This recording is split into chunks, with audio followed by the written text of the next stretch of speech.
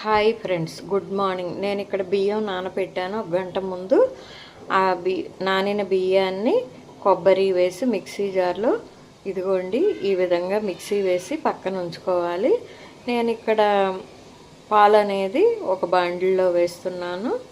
ఇదిగోండి ఈ విధంగా ఏ బౌల్తో అయితే బియ్యం తీసుకున్నామో దాంతో మనం 2 కప్పులు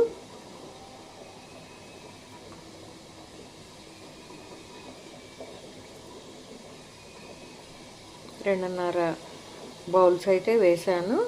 ఇవి కాగుతూ ఉన్నాయి. మనం ఇందాక బియ్యం కొబ్బరి మిక్సీ వేసుకున్నాం కదా, అది ఆ మిశ్రమాన్ని ఈ పాలల్లో వేసేయాలి. ఇది కొంచెం వాటర్ కూడా వేసేస్తున్నాను. ఇది పాతకాలం వంట, తిమ్మనం అంటారు, లేకపోతే కొబ్బరి పాయసం అని కూడా అంటారు. ఈ విధంగా మనం అది పక్కన పెట్టేసి ఇందులో 1 కప్పు బెల్లం, 1/2 కప్పు వాటర్ వేసి యాలకులు పంచదార వేసి పౌడర్గా చేసి అది కూడా ఇందులో యాడ్ చేశాను. ఇంకా మనం ఇందాక బియ్యం పిండి కొబ్బరి పాలు వేసి అది గోరువెచ్చగా ఉండగానే ఈ బెల్లం కరిగించిన వాటర్ను కూడా వేసేసుకోవాలి. పాకం రావాల్సిన అవసరం లేదు.